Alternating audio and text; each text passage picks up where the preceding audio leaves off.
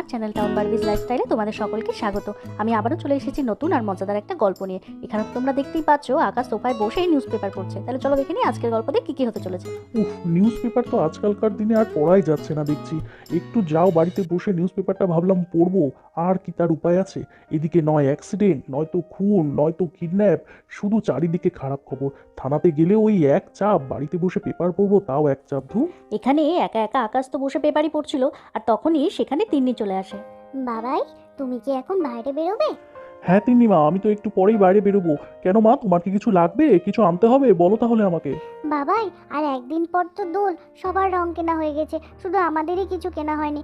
আমার অনেক রং, পিচকারি এইসব কিনতে হবে। চলো না বাবাই। ওহো, তাই তো, ঠিক বলেছো তো আমার তিন্নিমা, আর একদিন পরেই তো দোল, আর দোলে রং না খেললে হয়? কিন্তু মা, আমার যে অনেক কাজ আছে, আমি তো আর কিছুক্ষণের মধ্যেই বেরিয়ে যাব। আমি তো তোমাকে মনে হয় আজকে নিয়ে যেতে পারবো না। তুমি এক কাজ করো, মা, বর্ষা, পিপি ওদের সাথে যাও, গিয়ে তোমার যা যা লাগবে সব নিয়ে এসো। হ্যাঁ বাবাই, তুমি আমাকে নিয়ে যেতে পারবে না? আমি যে ভাবলাম আমি তোমার সাথেই যাব আর সব কিছু কিনে আনবো। মাকে তো বলতে পারছি না, কারণ মা তো আমাকে খেলতেই দিতে চায় না। মা তো নিজে রং দেখে ভয় পায়, তাই রং টং কিছুই কিনে দেবে না আমাকে। মন খারাপ করে না তিন্নিমা, মা তো আসলে রং দেখে ভয় পায়, তাই ওরকম করে। আর কিন্তু কে বলেছে মা তোমাকে রং কিনে দেবে না? ঠিক কিনে দেবে। তুমি বাচ্চা মানুষ, তুমি রং খেলবে, কত আনন্দ করবে, আর তোমার সব ফ্রেন্ডসরা আসবে, সবাই মিলে খেলবে। মা ঠিক তোমাকে খেলতে দেবে। আচ্ছা ঠিক আছে, আমি মাকে বলে যাচ্ছি তোমাকে নিয়ে যাবে। নেহা, নেহা, একবার এদিকে শোনো। হ্যাঁ, কি হলো? ডাকছিলে আমাকে? কি বলবে বলো। হ্যাঁ নেহা, আমি তোমাকে ডাকছিলাম। আচ্ছা শোনো না, আর একদিন পরেই তো হোলি, আর আমাদের তিন্নি মায়ের এখনো হোলির রং, পিচকারি, মুখোশ, ড্রেস কিছুই তো কেনা হলো না।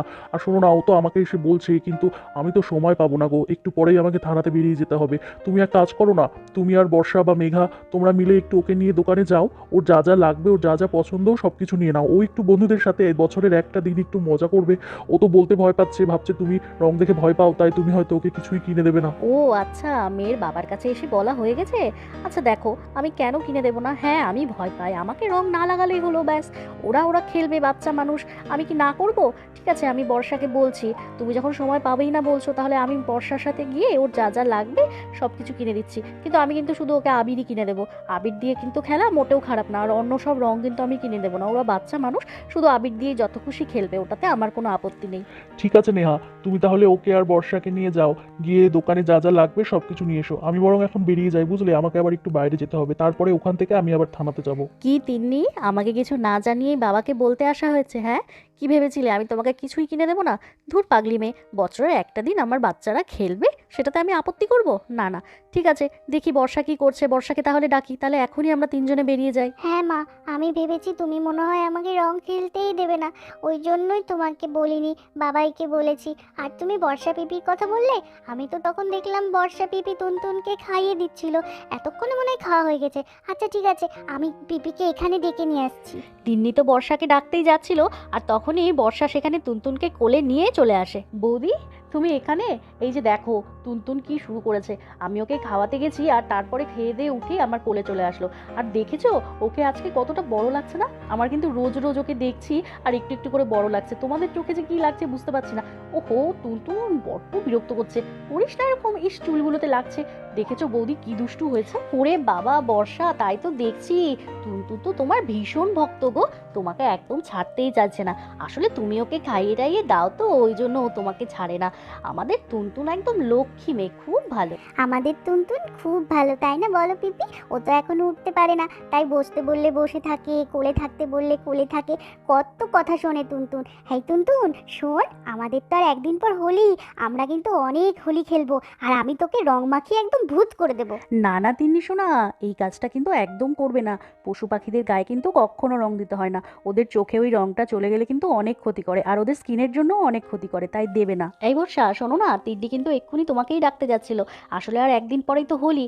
তিন্নি তোমার দাদার কাছে বায়না করছিল পিচকারি, রং, এই সব কিছু কিনতে হবে।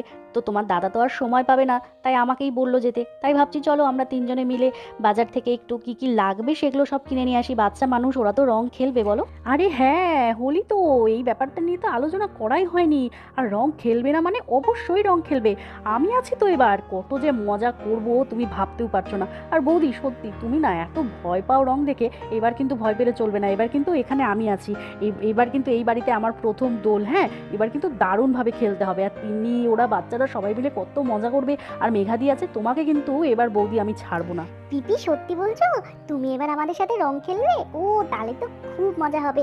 এবার তো পাখি, রিনি, ভোম্বল, রিক সবাই মিলে আমরা প্ল্যান করেছি একসাথে অনেক রং খেলবো। আর মা তো রং দেখে খুব ভয় পায়, আর মাকে না আমরা রং মাকে একদম ভূত করে দেবো।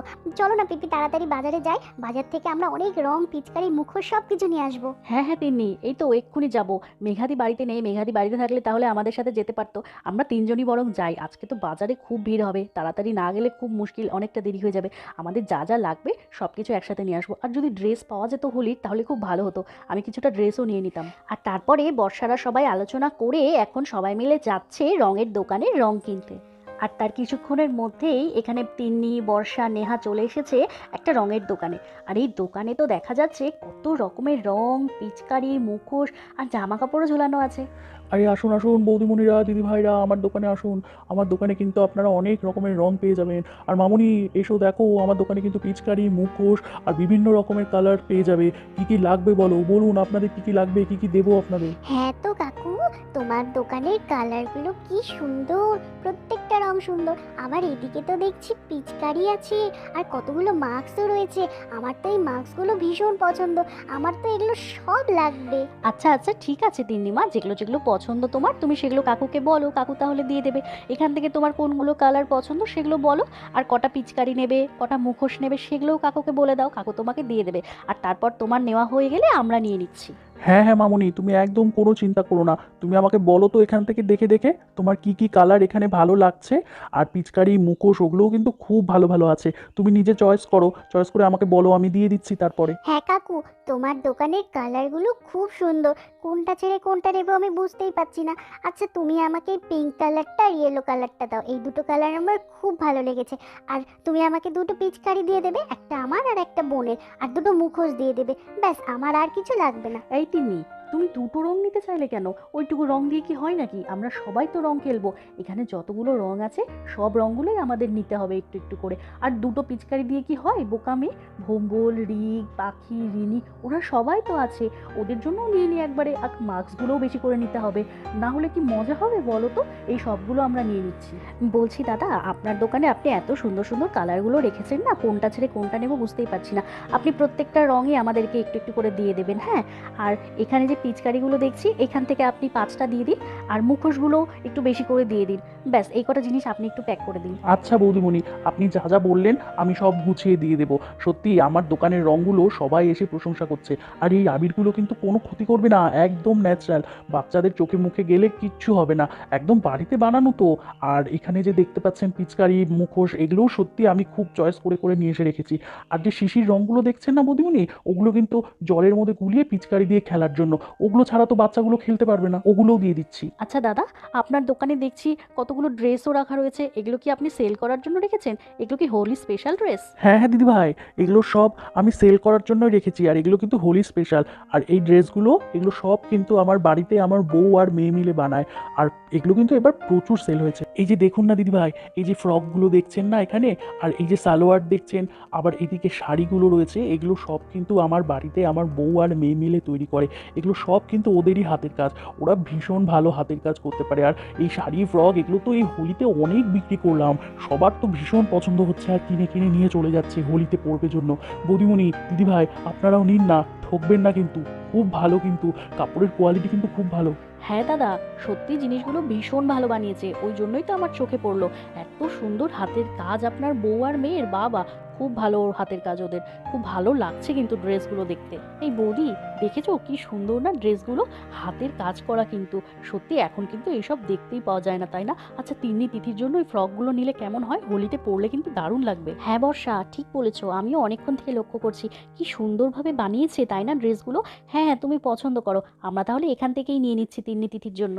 আচ্ছা দাদা, বলছি যে ওই যে হোয়াইট আর রেডের মধ্যে যে বাচ্চাদের ফ্রকগুলো রয়েছে, ওগুলো কি সব সাইজের পাওয়া যাবে আপনাদের এখানে? হ্যাঁ হ্যাঁ দিদি ভাই, কোনো চিন্তা করবেন না, সব সাইজের এখানে পেয়ে যাবেন। এখানে তো শুধু আমরা 2-3টে স্যাম্পল চয়েস করার জন্য টানিয়ে রেখেছি।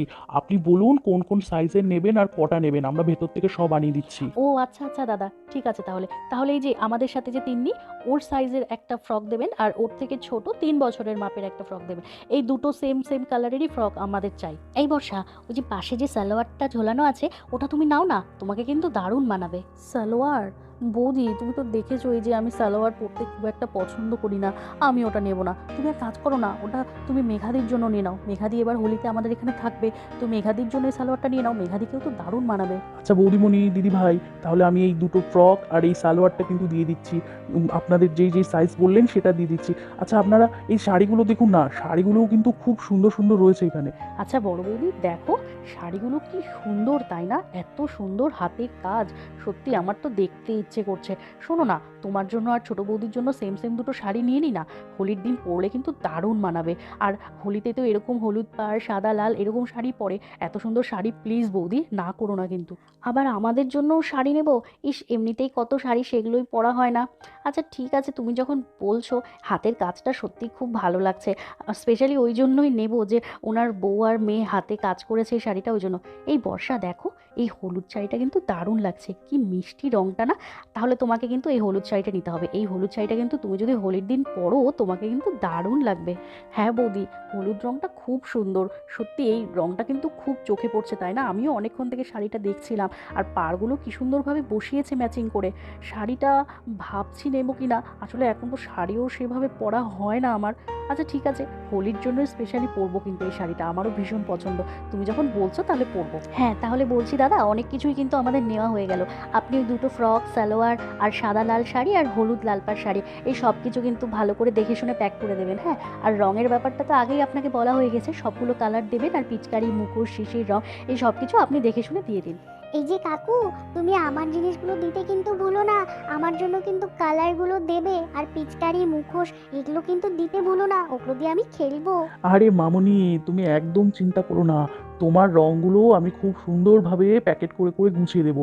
আর তোমার পিচকারি মুখোশ সেগুলোও আমি দিয়ে দেবো। তোমাদের বাচ্চাদেরই তো রং খেলার দিন, তোমরা খেলবে না তো কে খেলবে? খুব ভালো করে খেলবে, সাবধানে খেলবে। আচ্ছা, আর বৌদিমণি, আপনাদের দুটো ফ্রক, চুড়িদার, সাদা লাল পাড় শাড়ি আর হলুদ লাল পাড় শাড়ি, এই তো? ঠিক আছে, আমি ভেতর থেকে আপনাদের এই জিনিসগুলো সমস্ত নিয়ে এসে প্যাক করে দিয়ে দিচ্ছি।